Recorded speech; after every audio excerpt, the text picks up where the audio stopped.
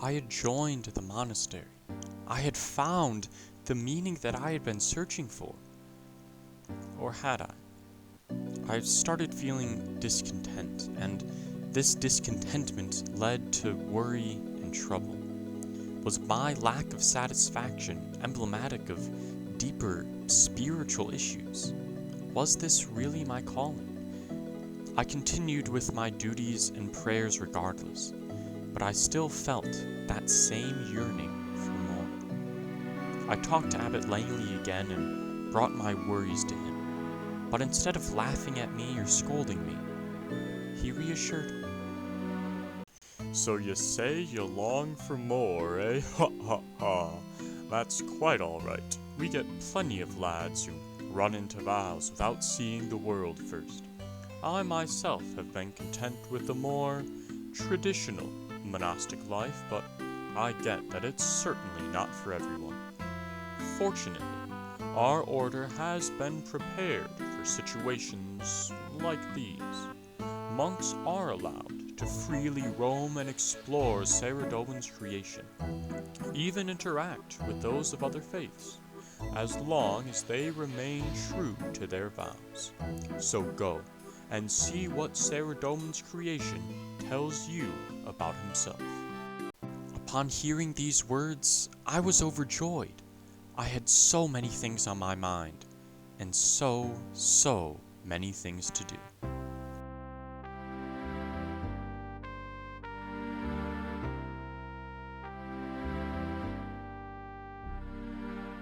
My first journey was a pilgrimage to the sacred land of Entranan, the very island on which SirDono graced his creation with his presence as he stepped down onto it. While there, I discovered the Entranan Firebird, and it amazed and confused me with its grace. I wasn't quite sure what it was, so I went to the high priest to see if he knew. Welcome, humble monk, to our sacred island of Entranan. May your stay be spiritually uplifting.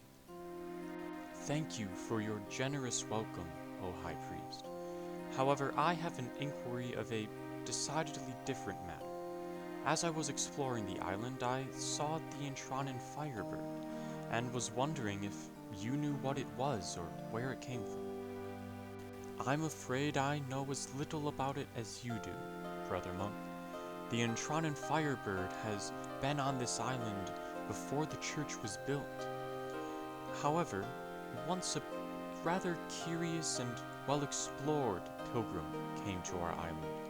He said the Firebird reminded him of something else he saw in his travels. The pyromancers of House Arceus on the continent of Zaya. Perhaps you'd be best off going there and exploring to find what you seek. Also, you may notice around there are many planks. Feel free to use those. I think they will help you in your journey. So I set off for this ancient continent to discover what it had to offer. I found that the House Arceus and the pyromancers were engaged in a never-ending conflict with what is known as the Wintertide. I decided to help them in their struggles, to see what they can teach me.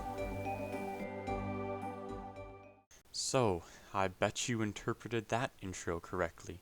We're doing Wintertide as the first thing on our account. But before we do that, if you remember from last video, I said I was stuck in free-to-play for a while, so I got a lot of the prerequisite stats and everything for that. So I got the attack level to wield the hatchet, and then fire-making, wood-cutting levels up enough. After that, I still had a bit of time left, so I went ahead and got my fishing up to prep myself for barb fishing. Got a one-step beginner clue casket, even though the rates of getting that clue nest from willow trees are incredibly rare. So all of that happened just as kind of prep before I would get members, so then I could just smash out Wintertide as quickly as possible. After that, I went ahead and just got myself up to 19 construction, bought a couple of nails to do that, just to help out with the instruction XP rates on there, because it's a lot faster once you already have kind of, those base levels down. After that, I bought some pineapples, got my warm clothes, all the stuff, that you need to do before Wintertod. I'm guessing you've seen people do Wintertod and Wintertod prep about on 1,000,000,002 different channels. And so I'm just going to talk about this all in the past tense and kind of just go through it quickly. A few key levels, though. I did get 52 fleshing on that entire grind, and that's a good one because that unlocks broad arrows, I believe, and that'll probably be the best way to just get XP after that, or even to 99. I only recorded a few level up messages because I didn't want to record every single level up message. That would have been quite a lot. So I got, level 90 up there. I missed the recording for 98. And then, of course, we'll cover 99 later on. Also, during this bit and section of just kind of progress and account review things, I guess, I'm also going to look over kind of the supplies I got post 99, and then kind of maybe what my plan is, or just kind of a recap of everything that happened for me in Wintertod. So first of all, before we get through the boring supply section, here's the interesting bit, and also probably the saddest image I have seen so far in this series. In 563 Wintertod KC that took me to get 99, here are all of the uniques. Only had one actual piece of the Pyromancer set besides the glove. No pet, no Jagex, nowhere close to the full Pyromancer set, and 13 Bruma torches. This would have been a lot better if I was an actual Iron Man and I could just bank those and get extra seeds for the gloves and the torches, but oh well, that's just kind of how life works, I guess. One thing I did get lucky on, and that I'm actually really happy with, is the 2 Tome of Fires. Right now, with that and all the pages, I currently have 7,240 charges, and I'm sure those will come in handy later on. I'm not too sad about this, honestly. I don't think I can be. That's just kind of the way luck goes sometimes. If I got the full set, I couldn't even wear it because of the monk robe's limitations. Pet is kind of worthless. Jagex might have been nice, but that's way too rare, so you honestly can't expect that.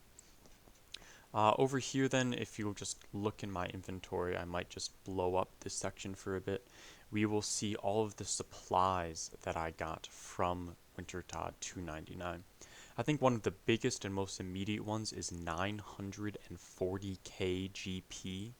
When I was struggling and had to sell monk robes from stuff, this cash stack looks really, really nice. Other highlights, I kept the grimy guams. That'll be useful for some herb XP. I kept the sapphires and the silver ore, which will be useful for some crafting and smithing XP. I kept oak and teak planks, which will be good for some construction. I did get up to 45 construction just repairing the braziers though, so that was really, really nice. I got almost 1.2k pure essence. I'm still not entirely sure in what way specifically I'm going to use that, but that will be nice for some RC. And then I did save all of the food drops I got, besides sharks, because those were too rare. Most of the time I just ended up cooking the salmon and trout and swordfish I got, so I barely used any pineapples, honestly, if you'll kind of just look at my inventory between these two clips. However, I do have a lot of tuna and lobsters left over, and I'm currently conflicted if I just kind of want to save those for food, or if I should just burn them up for the cooking XP, so I guess we'll see what I end up doing with that. So next episode we'll be using up all these supplies, getting us a bit of questing done, and just gearing up for the next incredibly long grind on this account, barbarian fishing. See you then. It had taken a very, very long time, but I had learned everything the pyromancers were able to teach me. I had mastered their art and craft of fire making and gained other experience as well. However, the experience that meant the most to me was what I learned about the pyromancers. I learned that they were weak. They lacked any dedication. They allowed themselves to be knocked down one moment and raised up the next. Their entire motivation and morale carried along with them. They worshipped fire, the very same thing that they controlled with their magics. Their religion seemed nonsensical and self-contradictory at best. It had nothing to do with the graceful Firebird that I had seen on the sacred island. Perhaps that would remain a mystery, and perhaps that's simply for the best. While the experiences were one thing, for all my work and all my labor, I had received many gifts from the people of Korend, this strange people on another continent, and these would prove to be useful. While I lacked any clear goals after that, I might as well do them the service of using what they had given.